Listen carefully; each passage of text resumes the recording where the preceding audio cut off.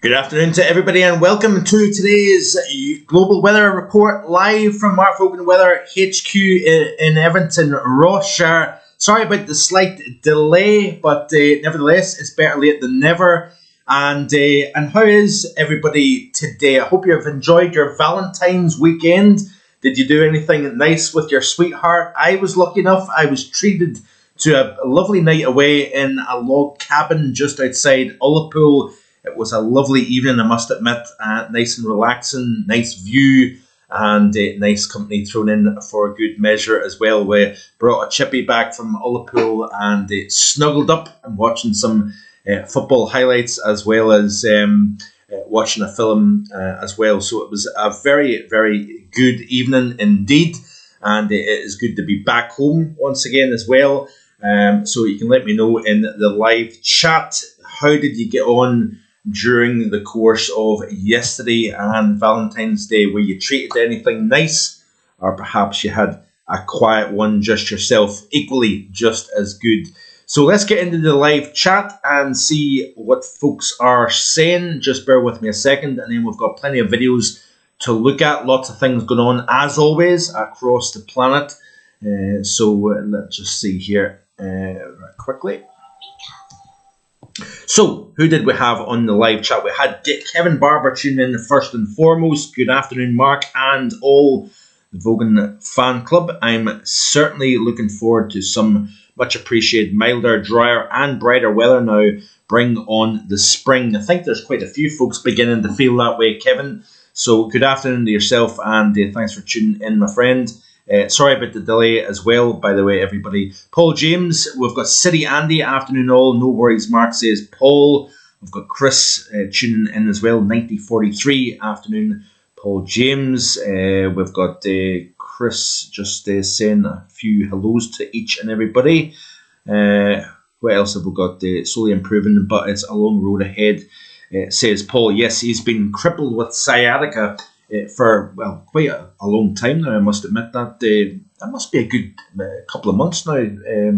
Paul, correct me if I'm wrong, my friend, but I'm glad that you're beginning to see some slight easing of the discomfort from that. Good afternoon to David Vogan down in Kirkintilloch. I hope you got appears you've got the link for today's live stream. My dad says having a bit of a hard time trying to get onto the live streams. But nevertheless, he is on anyway. Very wet and cold in Kirkintilloch. Sun's shining here, actually, which is interesting, in Everton, just north of Inverness this afternoon. Did anybody see snow? Because I don't know. We do have a camera that looks out the back of the house here, and a security camera, and it doesn't appear as if there was any snow here. Now, it was projected the snow during the overnight period, and I thought really anywhere from, say, the North Midlands northwards had an opportunity, even down to sea level, of seeing some fleeting snow cover during the overnight period, and then perhaps melting away by the time daybreak came. But I think it's a blink and you miss it kind of scenario. So, yes, you can let me know about that, as well as your fun times with your loved one. Perhaps you had a nice meal or something last night. Let me know how folks got on. Sink Splint, good afternoon to Sink Splint. We've got Paul Farwell, message retracted from Paul. Let me just see here. Frogs Legs Matthew, good afternoon to yourself. David saying hello to those who have said hello to me. Yes, sometimes that is actually easier, Dad, just saying that than trying to, each individually saying hello back. It can be sometimes a little bit tricky to do that. So, what are folks saying here? Anyway, sun has just popped out here, says Paul, which is good. Frogs Legs Matthew saying, good afternoon, Mark, and all. I'm sick of all this rain. I know winter isn't over, but it's starting to feel that way. Yeah, I get that, Matthew, to be honest with you. I kind of feel as if it's been one of those winters, really, that we've kind of hoped that we would get something colder, snowier, and most certainly more settled, and that really has not been the case. This gut feeling that I've made mention in the European outlets for quite some time, I had this gut feeling during the back half of last autumn that this is one of those kind of winters that could be just so near yet so far in terms of any real cold. We've had parts of the Baltic region that has had over 45 straight days below freezing. Now, granted, they do have a colder climate than we have, obviously, but nevertheless, that is an impressive stretch of cold. Now, quite often, certainly in the last 5 to 10 years or so, when you get these Arctic air masses that drop into the eastern portion of the United States, sometimes that just really keeps that jet and Atlantic influence going. And that has been the case throughout a good part of this winter. Obviously, with the mild December, with the cold first half of January, MJO was favourable, eastern United States warmed up. That then kind of slowed off the presence of the Atlantic, and we then started to turn our winds more northerly, introduced more in the way of snow. Obviously, that was more north.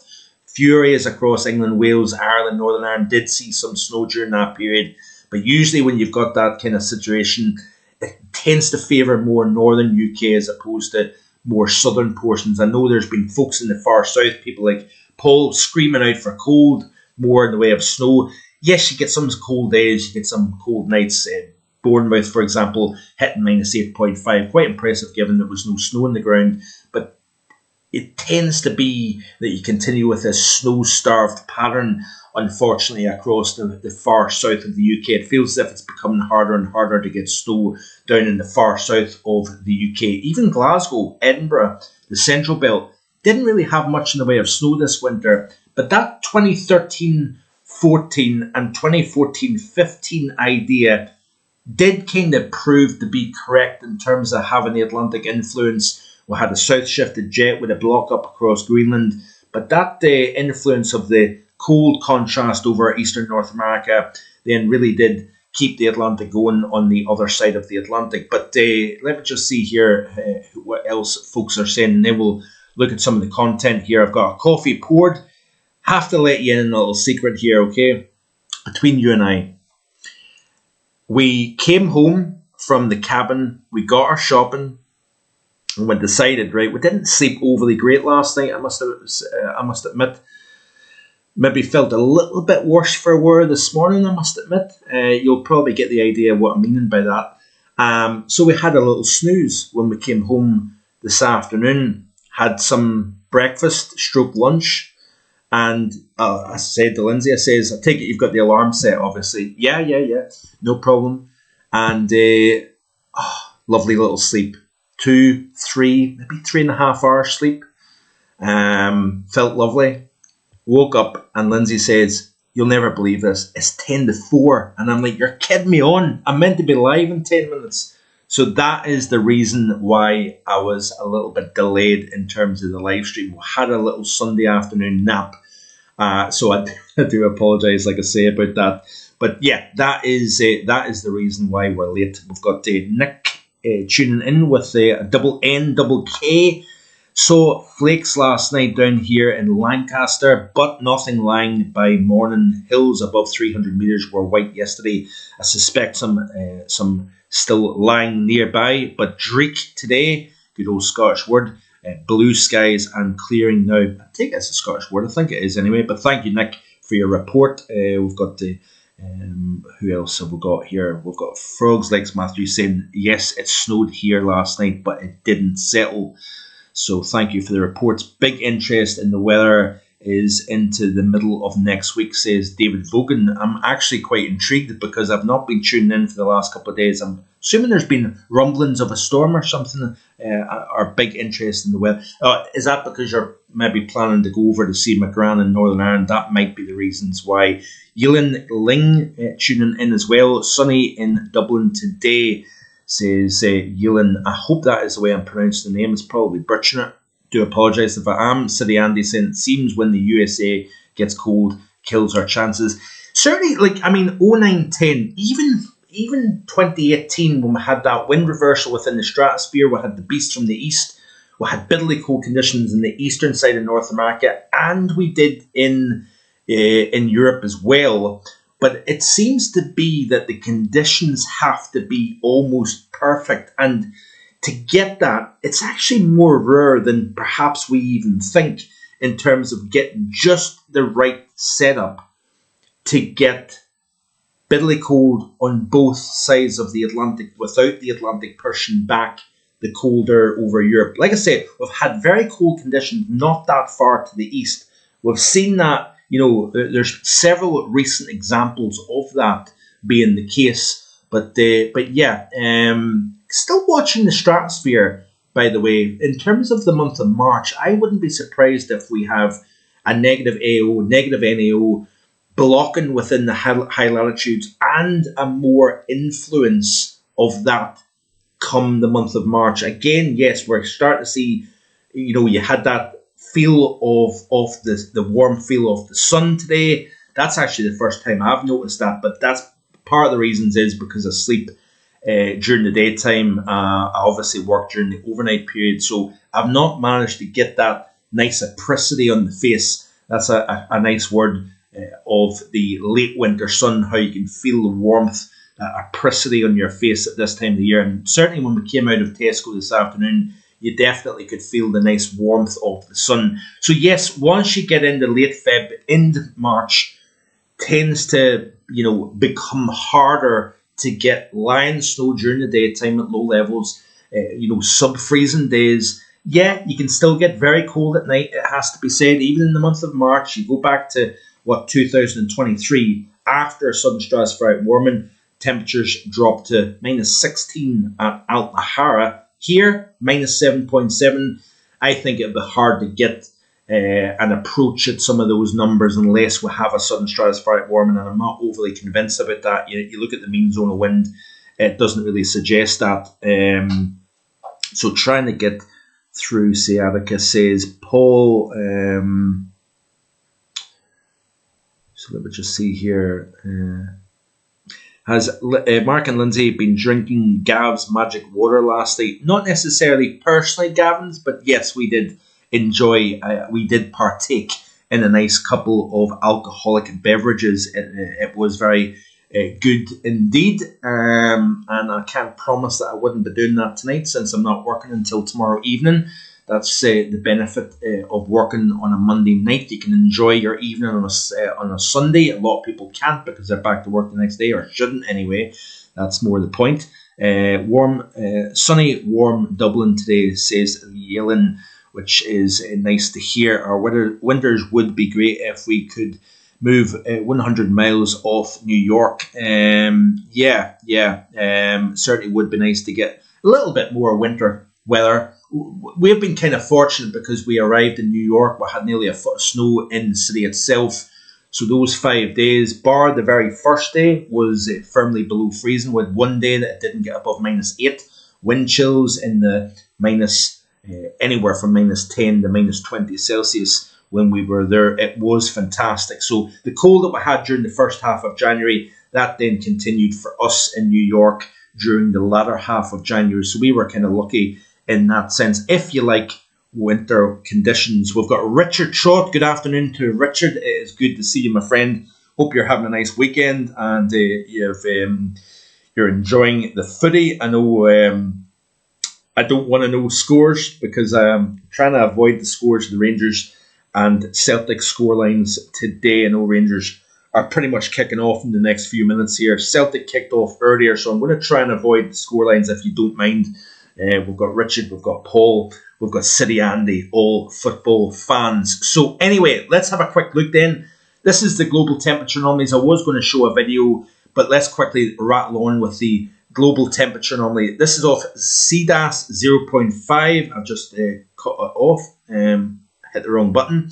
But anyway, this is the temperature anomalies through the first 15 days as of Sunday today, 15th of February. It was Valentine's Day yesterday. It was exactly halfway through the month of February yesterday. So we're actually now entering the final, the final lap of meteorological winter. Will we get more winter conditions? I'm sure folks are saying we didn't really get any winter conditions to start with, to then get any more. But this is a very interesting map. Look at Scandinavia. Look at how cold it is. Let's actually look at the Northern Hemisphere view.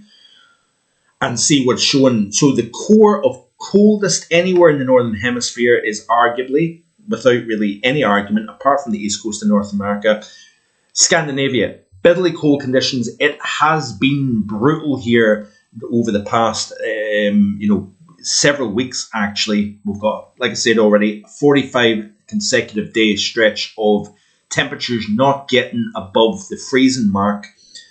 We've got the eastern side of the United States, a lower 48, anywhere from, say, Vermont, New Hampshire, upstate New York, all the way to Florida. Colder than average. We had a super cold start to the month of February here.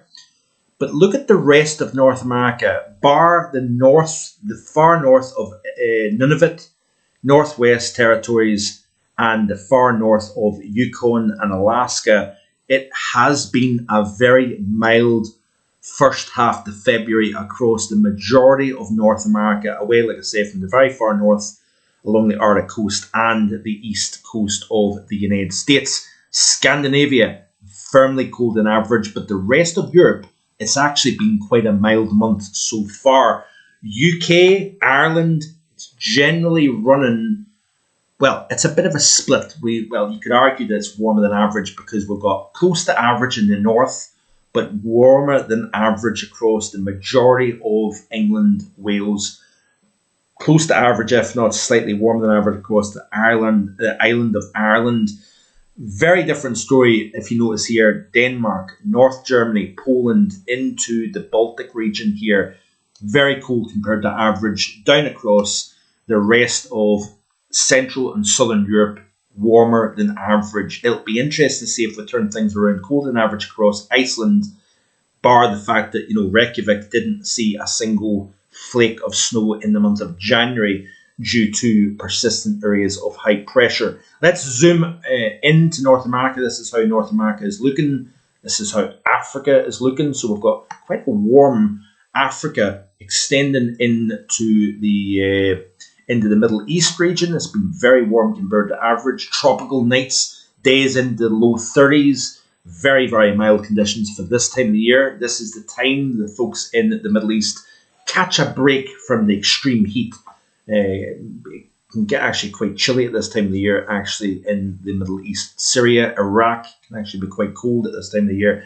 Central Africa is actually colder than average, with the exceptions of the far east of tropical Africa, and then across the bulk of the south of Africa, Madagascar as well, running above average, certainly across the south, around about average in the north. That west coast there of Namibia, extending into the west coast of South Africa as well, has actually been colder than average, which is interesting. Don't know if it's to do with offshore winds or onshore winds. Might actually be onshore winds that's causing that. I'm not entirely sure. Let's go into the southern hemisphere then. This is how South America is looking. Sorry, you can see here a little bit cooler than average across parts of Peru, into Colombia, Venezuela. Slightly cooler than average here. But look at Brazil, especially in the east central region of Brazil, very firmly warm than average, a little bit below average across the Atlantic coast there, and then cold than average across southern Chile and Argentina. Moving across the Pacific then to Australia, down under, and we've actually got quite a large area of cooler than average across the Northern Territory, South Australia, into parts of New South Wales. I get mixed up between New South Wales and Victoria. More Victoria, is it? And then Tasmania, we've got a little bit of a mix and match across the South Island and New Zealand, warmer than average across the North Island. Much of Western Australia is actually cooler than average as well. So Australia may be catching a little bit of a break in terms of the extreme heat that is. So that is our tour of the world in terms of the temperature anomalies. But let's have a quick look then. I want to show you this quickly. So let me just see here. Stormy conditions. We've had extreme wind, rain in excess of 30 inches of rain, that is, and feet of snow in the highest elevations of Hawaii. This was pretty much back to last weekend, but the big story coming out of Hawaii. Let's have a quick look and see what they're saying here with regards to a storm that happened back several days ago. It'll give me a chance to drink my increasingly cold coffee. So let's listen to what folks are saying here. I'll turn on to the mute button so it doesn't provide feedback. Enjoy, everybody, and let's watch the video. Outages have been affecting tens of thousands across the state. Nearly 10,000 customers in Oahu alone found themselves in the dark. Our Ali Duklo has more on the power problems brought on by the strong winds. The whipping winds taking down those power lines and this tree here along Kahawiki Street, picking up this Kia Soul in front of one of these homes. Several residents now completely blocked in. It was loud. You just heard like a crack and then it just go down. Kind of just like trapped in between one big down tree and then the down poles on the other side. No way to drive out of this now barricaded stretch of the street with the uprooted tree in front of Gavin Freitas' home that hoisted up his cousin's car. Freitas now has to figure out how to get to work and how his mother can make her dialysis appointments. It sucks, but it was just a matter of time. I mean, it was super windy. Mother Nature does her thing and it's been wet. Wet weather that made for a change of plans for a curious crew of neighborhood children. We were just riding, planning to eat McDonald's, but we saw this and wanted to stay. It felt shocking because I heard like a cracking boom. When I was watching my phone on TikTok, I suddenly hear a big boom, turn around, we called 911. Another large tree closed down Miller Street near the Queens Medical Center on Punch Bowl as emergency crews worked to remove it. I'm really asking all citizens to really be aware of their surroundings. And in Manoa, strong gusts left leaves and other debris along roads. I woke to the house shaking and, the normal whistling and whatnot, but the actual house shaking. And that was scary to me. I spent most of my childhood here in Manoa, and it's famous for being rainy all the time, but I think I don't think I've ever seen something like this. Oh, it's a little scary. I mean, it's not what I'm used to. Yeah. You see a lot of these trees are falling down now, so it's kind of scary. We've had customers report outages all over the place. Across the islands, Hawaiian Electric reports nearly 23,000 customers saw outages, most of them because of the high winds. Power for more than half of them was restored in the afternoon. We have about 150 employees and contractors out in the field today, working nonstop to try and restore the power. HECO's outage map provides updates every 15 minutes. We have a link to that as well as more information on how to report an outage on our website. A'ali'i Duklo, Hawaii News Now. A'ali'i, mahalo. HFD says crews responded to 48 downed trees and 15 blown roofs incidents between 3:30 this morning until about 5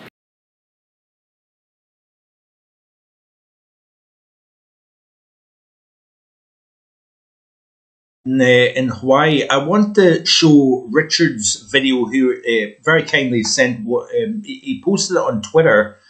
Literally, he says he's just home. So bear with me. We'll have a look at Richard's video, then I'll move on. There's storms that are slamming the west coast of the United States as well. But let's have a quick check then at Richard's video. We will watch that and then we will continue to move on. But yeah, thank you very much, Richard. This is a clip of Misty White. Let's just tune in. I'll mute myself and then we'll watch Richard's video. So just bear with a second, everybody. So this is obviously of the snow during the overnight period as that front bumped into the colder.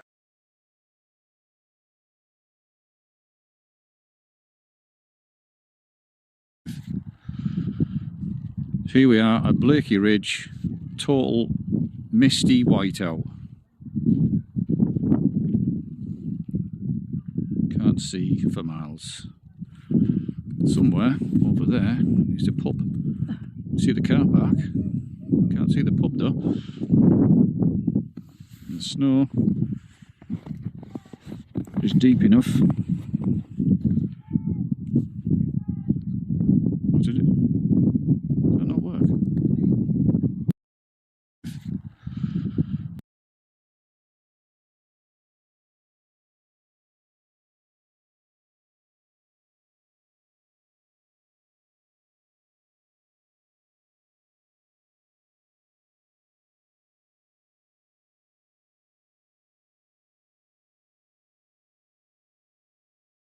mic on, but hopefully you can hear me now.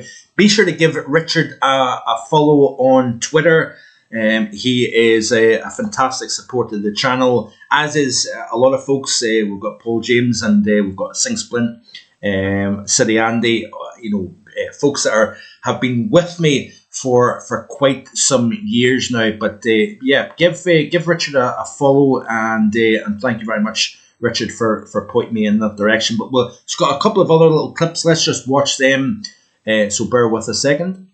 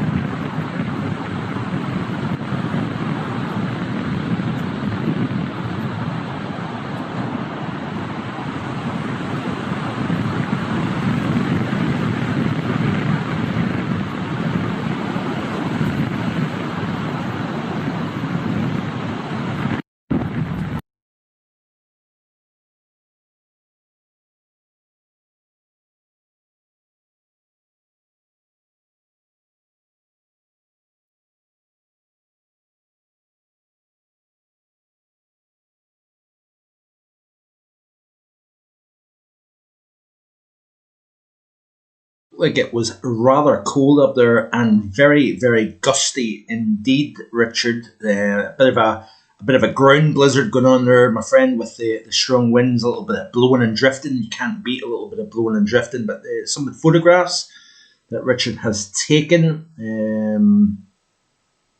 of the wintry conditions up in some of the exposed parts of North Yorkshire. So, yeah, thank you very much, Richard, for sending those videos onto your Twitter page, my friend, and letting us know about it. I would have been quite disappointed to miss out. Can you hear me? I hope I'm back on, actually. Yeah.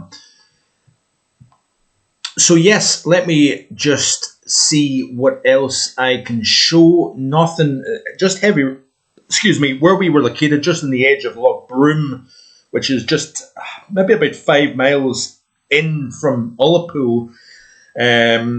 Just heavy rainfall, I think, was the script. Watching the ferry going out last night from Ullapool back over to Stornoway again.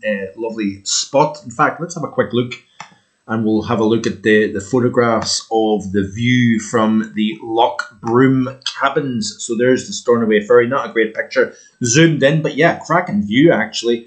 Just back there in the distance, beyond this little headland here, you've got houses sticking out there into the Loch Broom. That is the very edge of Ullapool.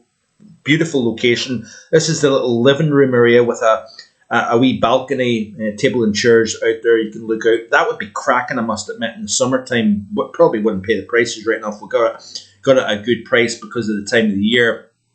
I tend to be a little bit of a cheapskate with it when it comes to places away, especially at the height of the season. That's looking out the back of the cabin, so I would imagine there would be some nice deer roaming around. But yeah, you get the overall idea of the location. Lovely loch view out the front, and then at the back you've got a kind of wooded area. So fantastic little night away, like I say, with myself and Lindsay. So let me just watch this next video clip. This is of the chaos across parts of Japan. Before we look at this video, and I'm not going to show you the entirety of the video because it's 18 minutes long, but just wanted to point out a couple of interesting things. Unusual amount of snow cover. This is going back maybe about a week or so, 5 days, a week. It was back on the 8th of February, actually, of the amount of snow. This is from Ventusky on Twitter, showing, sure, you get Hokkaido, the far north of Japan, often more or less buried in snow. Sapporo and Amori, some of the most buried cities anywhere on the planet during the winter time, because you get the Siberian winds crossing over the relative warmth of the northern portions of the Sea of Japan. You've got the orographic influence, the mountains as well. You've got the combination of cold air, moisture, and elevation that provides the biggest snowfalls anywhere on the planet. But we've seen unusually cold temperatures, not just in Hokkaido, but across much of Honshu, the main island that is home to the big cities, Sendai, obviously Tokyo, down to Nagoya, Osaka, Hiroshima. All the big cities are on the island of Honshu, but we've had almost, an entire island covered in snow. That's something you don't often see. Even Tokyo, even this region that tends to be a little bit milder. We've had some exceptional amounts of snow in places surrounding Tokyo, but also a good covering in Tokyo itself. Report of 5 centimeters of snow in the morning as well. Almost all of Japan has been covered by snow. In addition to the unusually exceptional snow cover is the mountains, where we've exceeded 3 meters in places. Unusually widespread snowfall has affected the entire eastern coast. And like I say, Tokyo, 5 centimeters of snow. But as well as the snow, we've had exceptional cold. Actually, all-time record cold has been achieved in several locations. Haneda Airport had an all-time record of minus 3.8 Celsius. So just on the outer edge of, and this is actually out in Tokyo Bay, by the way. That's even more impressive. Tend to find it's a little bit milder along the Bay Area of Tokyo. But temperatures all time down to minus 3.8. We had Narita Airport. So this is an airport on the outskirts of Tokyo, but more inland, down to minus 9.7, which is very impressive. Sayaka Mori, meteorologist based in Tokyo, Japan, says on Monday, so this was back last Monday, following widespread snowfall across much of Japan, including Tokyo, frigid air drove temperatures to record lows. Narita and Haneda airports, they're the two main airports in Tokyo, both logged their coldest mornings on record, sub-zero temperatures covering over 90% of Japan. Central Tokyo dropped to minus 3 for the first time in 42 years in February. So that is pretty much my entire lifetime, the coldest temperatures in central Tokyo. So very impressive cold as well as snow affecting Japan. Big news story coming out of the Far East in the last week or so. There's also an interesting video about the prospects of the upcoming hurricane season. Now, I'm delighted to say that I will be doing the tropical outlooks each and every Saturday this upcoming hurricane season. I know it's not for everybody, but I think there is people out there that quite enjoy the tropical outlooks and would provide a hurricane season 2026 forecast a little bit near the time. But I want to show you the video with regards to what the latest thinking is. This is from Fox Weather. We'll look at that in a second. But back to the snow in Japan. Upwards of 5 meters of snow in places, 35 deaths, homes buried in Amori. Let's see what kind of conditions they've been dealing with in the last wee while or so. It certainly has been quite the winter across parts of Japan. Good news considering how record warm the past couple of summers have been in this part of the world as well. So let's watch this video from Nature Damage. So let me just play it and we'll see what they're showing. Japan is currently grappling with one of its most severe winter weather events in decades. Heavy snowfall, which began intensifying in late January, has paralyzed northern and western regions, leading to a rising number of fatalities and significant logistical disruptions. As of Wednesday, the Japan Fire and Disaster Management Agency, FDMA, has confirmed that at least 35 people have died, and nearly 400 others have been injured due to snow-related incidents across the archipelago. The fatalities are spread across 15 prefectures, primarily along the Sea of Japan coast and in the northern Tohoku and Hokkaido regions. Niigata Prefecture has emerged as the hardest hit area, reporting 12 deaths to date. Other regions with significant casualties include 7 deaths, 5 deaths, 4 deaths each. Most of the victims were elderly residents. In a tragic incident in Aomori, a 91-year-old woman was found buried under approximately 3 meters of snow outside her home. Authorities believe she was suffocated by a roof avalanche, snow sliding off her own roof. Government officials, including those from the Cabinet Office of Japan, have highlighted that the majority of deaths were not caused by the cold itself, but by accidents during snow removal. Many elderly residents died after falling while attempting to clear heavy snow from their roofs. Reports indicate several individuals suffered heart failure due to the intense physical strain of shoveling deep, wet snow. Victims have been trapped under sudden snowslides from buildings or swept away in drainage canals, chosatsushi, used for snow disposal. Several deaths occurred in vehicles stranded on highways where exhaust pipes were blocked by rising snow levels, leaking fumes into the cabin. The snowfall has reached historic levels. Aomori City, often cited as the snowiest city in the world, recorded an accumulation of over 2 meters, 6.5 feet. In remote mountainous areas of Yamagata, snow depths have reportedly reached up to 4.5 meters, 14.7 feet. The Japan Meteorological Agency, JMA, attributed this extreme weather to a powerful Arctic cold air mass. While a brief warming trend is expected, the JMA warns this may trigger landslides and avalanches as the massive snowpack becomes unstable. Prime Minister Sanai Takaichi has convened a special task force to coordinate emergency relief. The Japan Self-Defense Forces, SDF, have been deployed to help clear roads and assist elderly residents in isolated Genkai Shiraku, marginal villages. Public transportation remains in chaos. Hundreds of flights were canceled at Nuchitos Airport, and major highways like the Kanetsu Expressway saw thousands of vehicles stranded for over 24 hours. Logistics companies have warned of significant delays in food and medical deliveries to northern Japan. Meanwhile, the prefecture of Aomori, situated at the northernmost tip of Japan's main island, Honshu, is currently facing a catastrophic winter event. A relentless Sea of Japan effect snow pattern has dumped historic levels of snow across the region, transforming the provincial capital into a frozen fortress and leading to a spike in winter-related fatalities. As of Wednesday evening, the Aomori prefectural government and local emergency services have confirmed that the region is experiencing its most intense snowfall since the record-setting winter of 1984 to 1985. Aomori City is globally recognized as the snowiest major city on Earth, but the current season has pushed even its seasoned residents to the limit.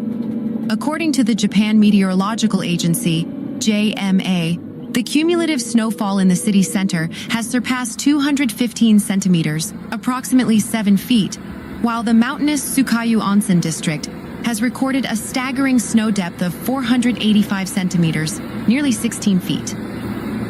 The sheer volume of snow has exceeded the city's removal capacity.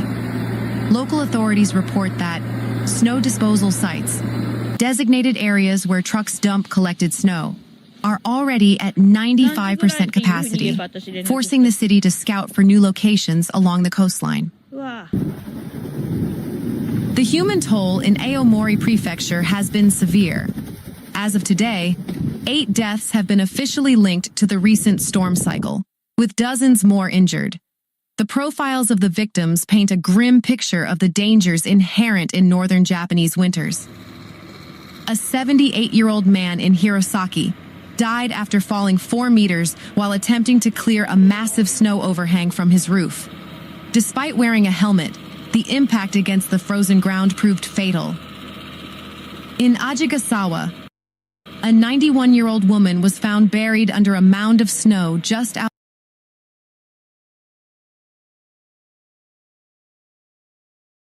About you, but I actually wanted to continue with that video. It might be going on a little bit long, and I thought people might start getting a little bit bored. I don't know, but yeah, it just goes to show even the snowiest places in the planet, they're struggling with the amount of snow that has fallen in the north in Hokkaido. Certainly, that's a place I would love to go. I've been lucky enough to go to a few spots on Honshu in Japan a couple of years ago with Lindsay, but certainly wintertime would be pretty cool to see that amount of snow.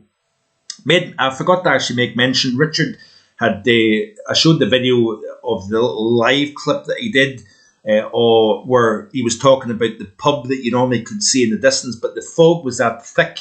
I think I maybe slightly forgot to mention about how thick the fog was on the tops of the ridges.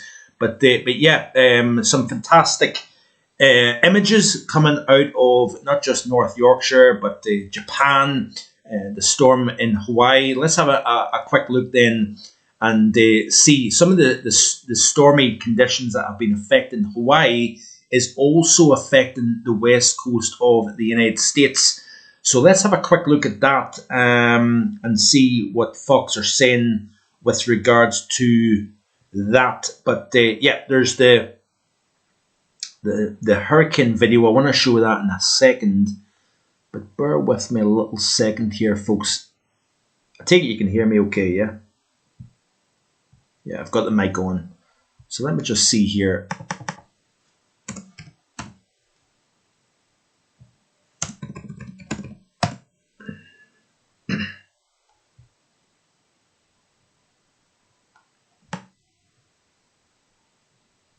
So super bloom. Let's have a watch of this video here. This is a couple of minutes long, 2 minutes 41 seconds of the bloom because of the wet conditions affecting parts of the desert southwest, Death Valley. Let's watch this actually because this has happened now over the last few years. Death Valley has done the unthinkable. It's been wet. One of the driest. And then we'll move on to the stormy conditions on the west coast. Places on Earth. A year's worth of rain has dropped in just a few months. And now the desert is delivering a full-blown bloom boom. Death Valley Park Ranger Matthew Lamar joined Fox Weather this morning to talk about the park's wild transformation. The reputation of Death Valley is one of extremes. But if we get the right conditions, rains in the fall, winter, and spring, the desert can come alive. And that's what we're seeing this year is these beautiful wildflowers, particularly in the southern end of the park. And we expect that will continue over the next couple weeks, really through March and maybe even into April. So it's a great time to be out in Death Valley before the summer heat takes over. It just sounds beautiful. How rare is a super bloom for the national park in Death Valley? Pretty rare. We experience, above average wildflower blooms like this maybe once every 10 years. The last one was in 2016. Before that, it was, 2005. So about every 10 years. So this is a rare experience, and it's a great time to come out to the park and experience Death Valley in a new light. Wow, that's incredible to think this happens once every 10 years. I lived in Northern California, and anytime there was a super bloom, this was just such an attraction for people to go and see it. So if people are watching and thinking, hey, I want to do this over the next few weeks or so, is there an area of the park that you think is better to go see the best images and get the best pictures of the super bloom? Yeah, things change, week to week as we move throughout the next couple weeks. Different pockets will develop. Right now, we are seeing the best blooms in the southern end of the park. And we expect that, as we move over the next couple weeks, it will start moving north and then upward up the mountains. Typically, though, people are coming here to see those flowers in the lower elevations, which will be, throughout the rest of February and into March. What do you think is the best part about this? What really excites you when you see the super bloom in effect? I think people have such a reputation. The reputation of Death Valley precedes it, and people have this idea that it's this desolate place. And so to come to Death Valley when it is alive, I think is a really special experience. And we're hoping that while they're here, they'll be able to see all the other things that make Death Valley so unique, the unique landscapes here, from salt flats to sand dunes to canyons to. This is essentially one of the driest places. It's probably the driest place in North America, one of the driest in the world. Also one of the hottest places out with the Middle East. Death Valley records some of the hottest temperatures anywhere on the face of the planet. Once we get into the summertime, it's just desolate wilderness. But because we've had above average rainfall for the year, and over 2 inches over the past wee while. We've got the flowers that have bloomed on the desert floor and creating quite the spectacle in Death Valley National Park, another part of the world. I've been lucky enough to see California in years gone by, but I've never got to Death Valley, I must admit, and I would certainly love to see Death Valley. But certainly what is interesting is we've had a major snow drought in the western half of the United States. That appears to be turning around as we start to see warmer conditions in the east, where we've had record-breaking cold, persistency in snow. We're starting to see a bit of a break now, and we're shifting the trough. Rather than being on the east coast, we're seeing it moving into the western side of the United States. Storms that have been affecting Hawaii now affecting the west coast. Heavy rainfall, heavy mountain snowfall, and then we're beginning to see an improvement in the interior west of the United States. Let's watch this video here from 21 hours ago on Fox Weather of the increase in snow across the west. So here's that big dip in the jet stream. That is going to be the catalyst for keeping things active, the storm door that really opens up on the west coast. With that, we have an area of low pressure that is set to come down the coast, barrel on shore, bring along a cold front, and we're talking widespread impacts from that heavy mountain snow to the potential of some pretty significant rain that will increase the risk for flooding. I want to start on the snow side of the story here. We've got a winter storm watch in effect through Wednesday. We're talking 4 to 8 feet of snow possible in the forecast. This comes after we've barely been able to pick up as much of that snow over the course of the last several weeks. We are well behind schedule from what we should be up at this point. So when we get onto the golden end of the scale, that's what we like to see. So expecting more than 8 feet in our highest elevations through pass level, easily a good 3 to 4 feet of snow expected through the middle of this upcoming week. Truckee, California, on the northern tier of the Sierra, we've got snow in the forecast every single day, starting Monday, continuing through Wednesday, and the possibility of some heavy snow as well. So there's the big picture forecast. The Sierra Mountain Range getting a nice golden dump, and then we continue this off into the Rockies. We will see that energy push through the Utah mountains. Remember, Salt Lake City hasn't even picked up an inch of snow yet. Now, we'll see more snow in the mountains. Whether that makes it down into the valleys and the lower elevations, still a bit of a question, but this is a really bleak forecast. When you take a look at our percent of average snow, you do not want to see an entire graphic covered in brown like what we have right now. So we are going to start to chip away at this. I don't think that just one storm is going to be enough. In fact, we'd have to probably see a storm every single week through the course of the next 2 months to make up for what we have lost. But on the rain side of this story, that's where we do have big concerns for flooding, especially in and around burn scars from the Central Coast all the way down into SoCal. And getting into Monday, an increasing risk, in fact, as this front starts to barrel on shore, that we could see severe weather from the Central Coast down into the LA Basin, the possibility of not just damaging wind gusts, but even a few tornadoes, not out of the question. So we'll watch as that works its way into the start of the day Monday. Come Monday afternoon, this pushes up into the Great Basin through the Rockies, and then we've got another piece of energy barreling down the coast as we head towards Wednesday.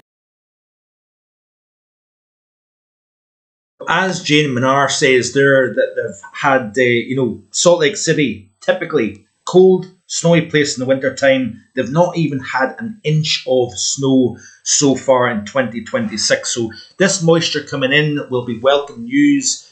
And the important aspect is not just the snow on the face of it with regards to the High Sierra, where they're expecting, 8 feet in some places. That's a lot of snow, but this is a very, very snowy part of the world. We're also getting to the time of the year where it's the snowiest time of the year, late February into the month of March, even April as well. Sometimes California gets the biggest amount of water at this late winter, early spring time of the year. And this is very important for as we head into the dry season. Remember, California, you get the high pressure settles in as we head May, June, July, August. You've got high pressure in control, and you get little to no rainfall across the vast majority of California and the interior west of the United States, give or take thunderstorm activity. So it's very important to get the water at this time of the year.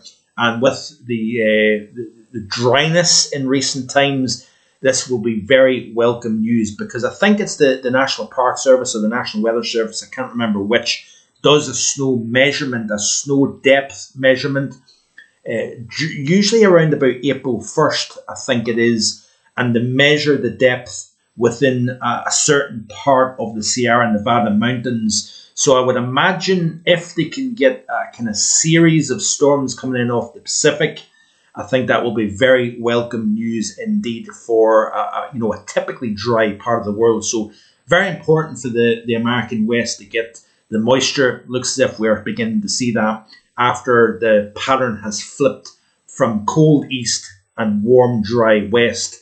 Looks as if we're seeing something a little bit wetter into the west. I wanted to show you this here video clip, by the way. Again, not going to show you the entirety of the video, but this is footage from around a week or so ago on Lake Ontario, right at the city of Toronto. Some incredible scenes coming out of the Great Lakes. Lake Erie, for example, almost frozen over for the first time in 2 or 3 decades. And we actually seen the crack appearing on the lake ice on Lake Ontario. Incredible. Lake Erie, sorry.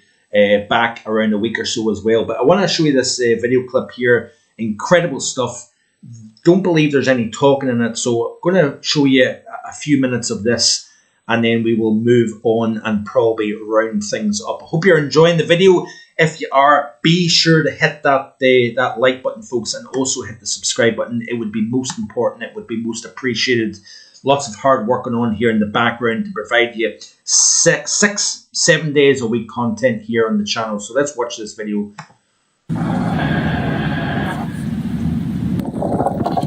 Look at that, ice skating right into the waters of Lake Ontario. Incredible stuff. I'll just mute the mic.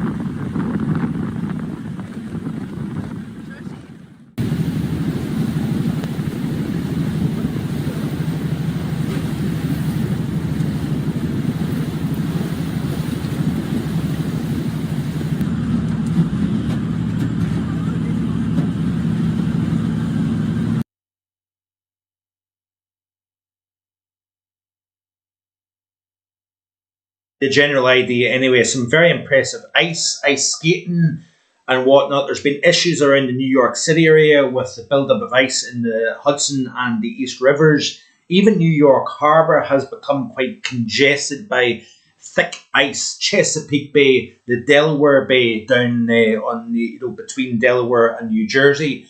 Big icing issues. Lake Champlain up in Vermont has frozen over for the first time since 2019. I've seen one commenter from Alex Lang saying Death Valley could become tropical then, question mark, question mark, question mark. No, this happens every 10 years or so.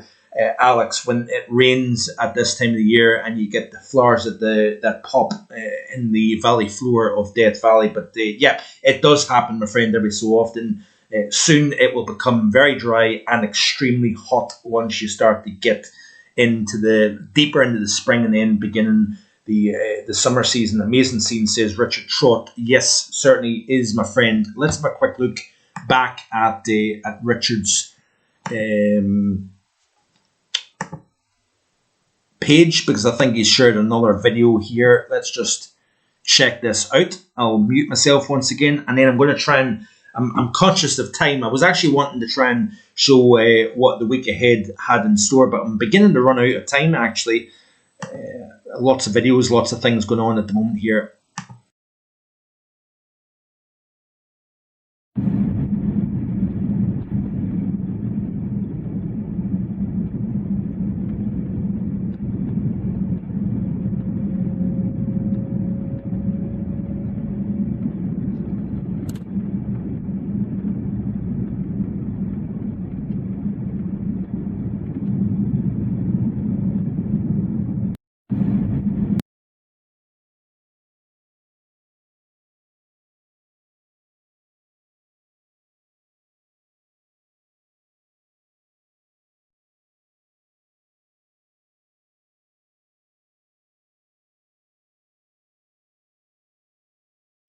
In at Blakey Ridge in North Yorkshire. So thanks to Richard for sharing that again on his Twitter page. Some pretty nasty conditions, driving conditions there. Plenty of snow on the ground. It looks as if the main road looks relatively clear. Plenty of snow on the sides, blowing, drifting, and very dense fog.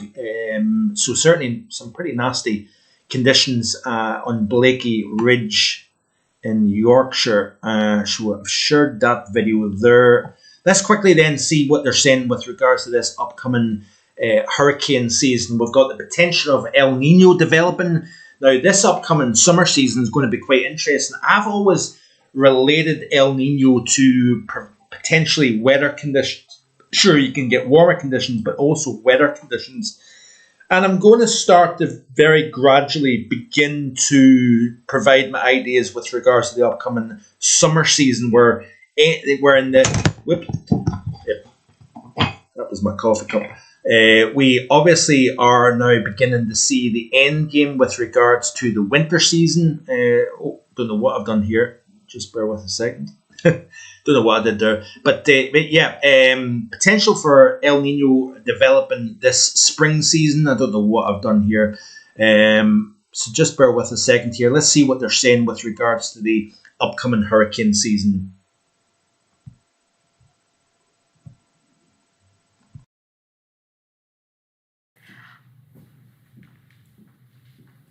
Well, the latest report from the Climate Prediction Center this morning notes a barely there La Nina expected to become neutral by spring and continue into the start of the summer season. Hurricane season begins June 1st. We know that there's a tie between activity and the ENSO phase, and according to the report, the CPC predicts a 50 to 60% chance that El Nino takes over by late summer at the peak of hurricane season. So what does this mean for the upcoming season? How could it affect storm development? Joining me to help answer these questions is Rutgers University Distinguished Professor and New Jersey State Climatologist David Robinson. Professor, thank you so much for the time. My pleasure. So as a climatologist, what's your reaction to the new report? Were you surprised that they stopped short of declaring a neutral phase right now?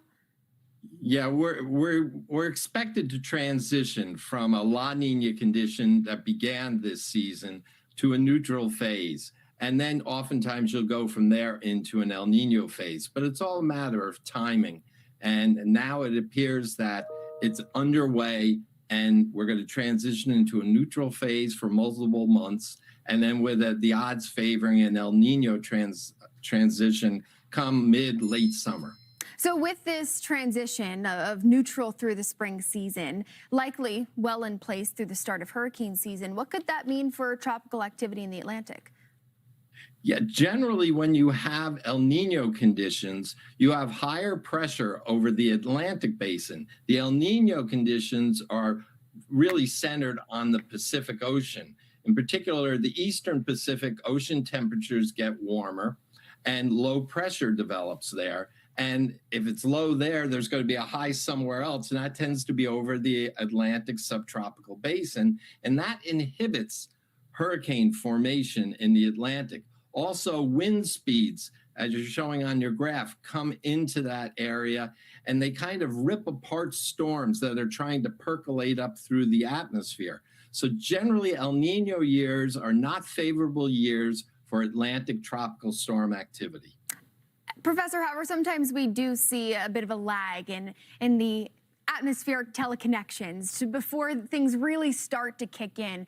Do you think that something forecasters should factor in for any early season predictions, the fact that El Nino wouldn't really start to take shape or take hold until the middle of the hurricane season? Yeah, that's a great question. We're going to have to look at that. They'll put out some projections as we go into spring and the beginning of the season, as you mentioned, on June 1st.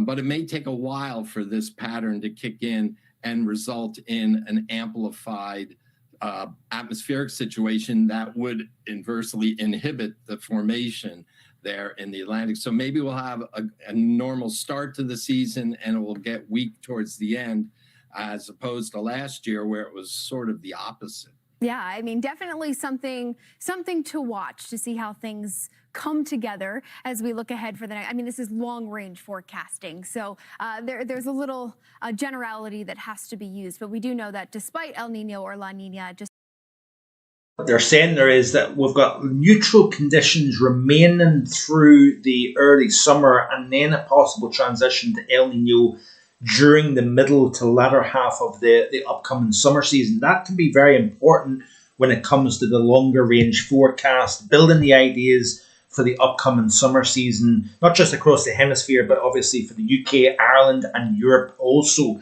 So very interesting stuff going on there with regards to that. I want to just say hello to the Whitby photographer. Hope you had a lovely meal. Happy birthday to yourself as well.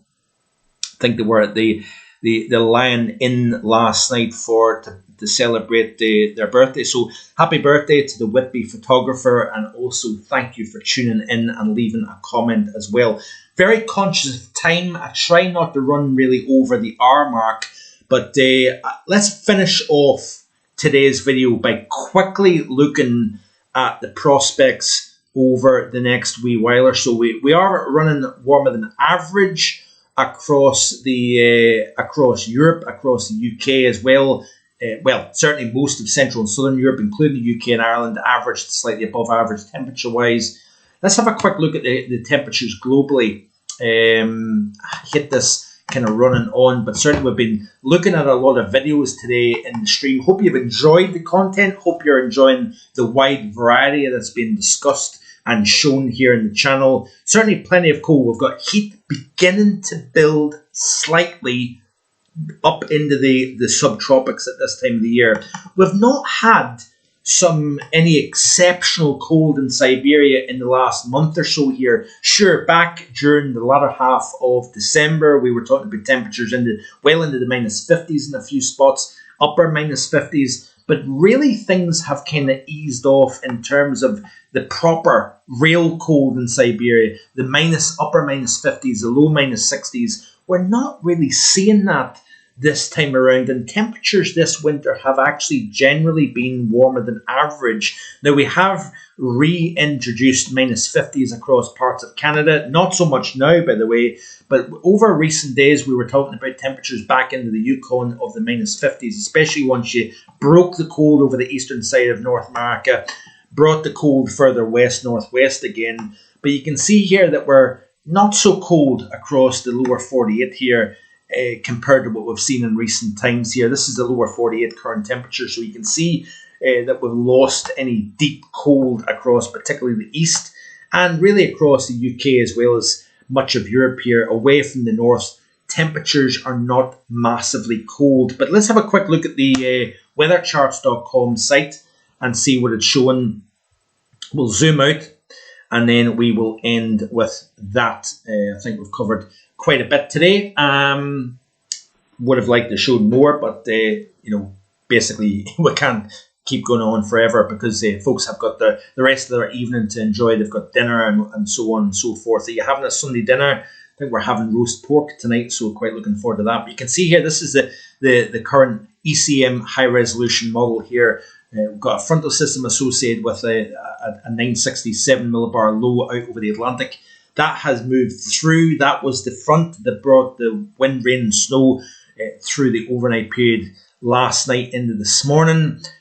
We've got higher pressure now exerting this influence across Iberia. That is going to settle things down here, which is good news. Certainly haven't caught a break since the turn of the year across Spain and Portugal.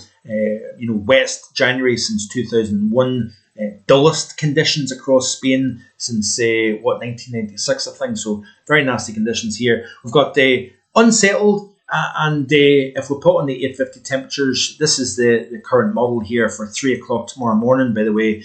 So we've got the relatively light winds across the north of the UK. We've got a little bit of a pinch in the isobars across England, Wales and Ireland, Northern Ireland. That is windier conditions coming around this trough area of low pressure up off the west coast of Norway. We put on the 850s, and you can see here that we've got cool-ish air in place at the moment here. Continue to play through. We've got an area of high pressure that kind of builds in. This is a 6 o'clock Tuesday morning. Area of low pressure over the North Sea. High pressure to the west of the Outer Hebrides here. That's going to settle things down. Probably another cold overnight period. So we obviously had some colder nights. Not so much last night, but the previous couple of nights we're seeing temperatures close to -10 in a few spots across central and northern UK. And we've got a pattern here that we're seeing the eastward progress of areas of low pressure. That is going to allow colder air to come in the backside. As areas of low pressure approach, pull in something slightly less cold, milder from the south. As areas of low pressure then move east, we've got colder air comes in the backside. And look at this here. This is next weekend here. You can see here a more bona fide, milder air involved in the UK-Ireland pattern. That's quite interesting. Due to low pressure more further towards the northwest, that's introducing a surge of milder south-southwesterly winds here. And if we put on the 850 anomaly, so this is compared to average, you would expect to see warmer than average temperatures. So this is the time of the year now where you get these swings between cold Arctic and mild, even subtropical air as you get into the latter half of February here. Go back to the overview chart here.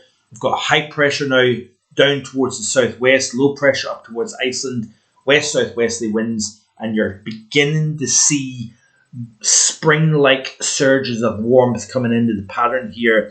Continue to play it through here. Again, areas of low pressure tracking to the north. So we've resumed this more typical, more classic, more climatological pattern where you've got low pressure more towards the northwest. Areas of low pressure still coming in from the Atlantic here, but you get the idea. We've not got an awful lot of cold to speak about.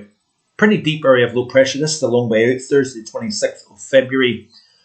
Might have some stormy conditions. Remember, phase 3, amplified phase 3 at this time of year. Quite cyclonic in terms of the Atlantic European pattern. Looking at the GFS model for the same time frame here, different story. So we've got this difference in the model output here. But if we look at the GFS, we do have some colder air coming in the backside, higher pressure settling in with the clear skies, light winds and cold air in place, frosty cold nights. Nothing really atypical for this time of year. Areas of low pressure moving in, perhaps undercutting with higher pressure to the north. And I think the models are in pretty good agreement about this kind of southwesterly surge. This is Friday the 20th, so upcoming Friday, we'll put on the 850 temperatures. You can see that we've got milder air coming in. So that's something that might become more of a story. It's introducing something a little bit more spring-like to the pattern.